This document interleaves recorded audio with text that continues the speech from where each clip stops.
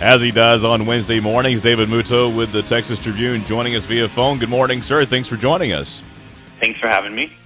Well, all right. Our worst fears have been realized. The special session has indeed been called, and rumors have it that there may be even more than one special session of the Texas legislature. What is going on in Austin, Texas?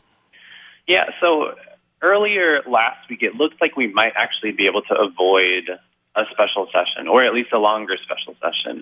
The negotiations between Republicans who control the legislature were sort of coming together, and it looked like it might work out. But then Sunday night, it came down to this one big bill in the Senate, and Wendy Davis, she's a Democratic senator from Fort Worth, she filibustered.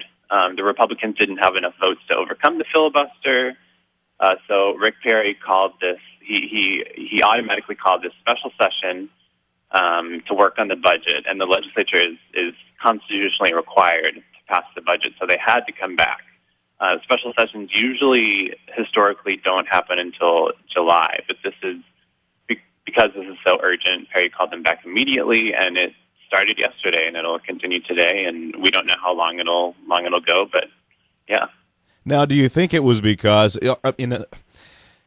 I have to calm down talking about this kind of stuff, because to me, these folks had 140 days to get the job done. You got one party in power. You've got the Republicans having a supermajority in the House. You've got the Republicans having a healthy majority in the Texas Senate, and yet these folks couldn't get the job done.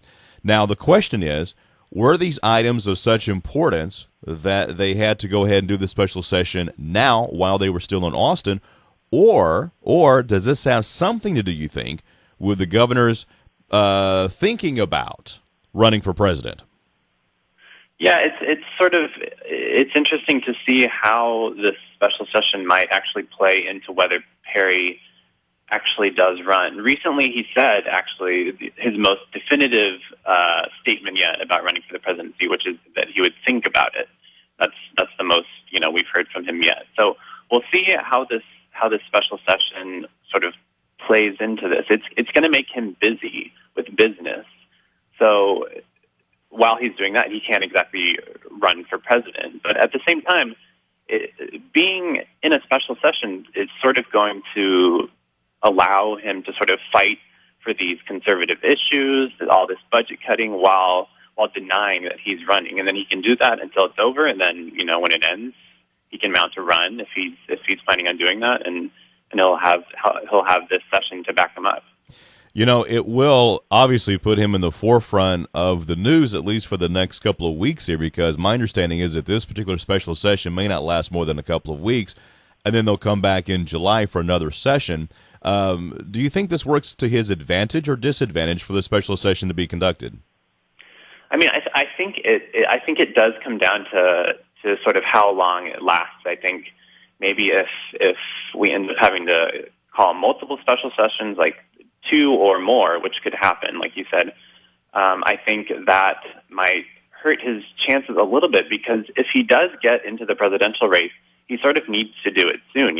People are sort of coalescing around these Republican candidates. I mean, the Republican activists aren't extremely excited with the field so far, but, the Mitt Romneys in the field so far are doing things like raising $10 million in a day. So Perry sort of has that to contend with if he is indeed planning on running. What are you hearing on the ground? Are you hearing anything about him possibly running?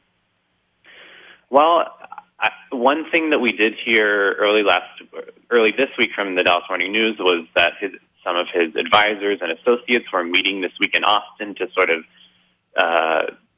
concoct this plan that he would take if he did run. That was I guess, the most definitive thing we've heard about that. His spokesmen are still denying it. Of course. Right. We aren't entirely sure about it, but a lot of what people are sort of banking on is that if he doesn't run, he would be set up to be a pretty ideal running mate for any of these candidates. So we'll have to see. Why did the governor add the redistricting, the congressional redistricting, to this special session? Well, lawmakers didn't finish. They actually didn't even take up congressional redistricting. They finished their own redistricting. The state Senate and the state House, but they didn't have enough time to get to congressional redistricting, and it looked like it was going to go to the courts. But because Democrats filibustered, forced this special session, it's sort of almost punishment in a way. Perry said, okay, if you're going to force the special session, I'm going to put redistricting in here, and that's not going to help you guys. So it's harmful for Democrats that it's now in the special session.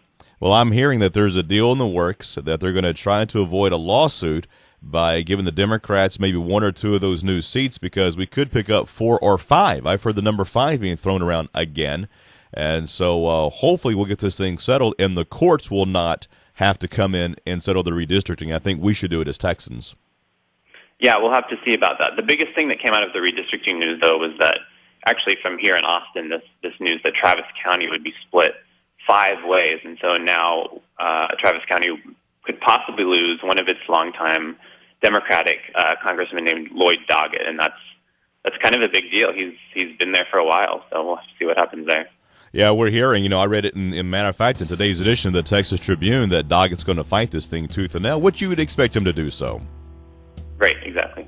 All right, David Mutto, Texas Tribune, thank you, sir, for doing this, man. I appreciate it. We'll talk to you next Wednesday. All right, talk to you then. Thanks, man.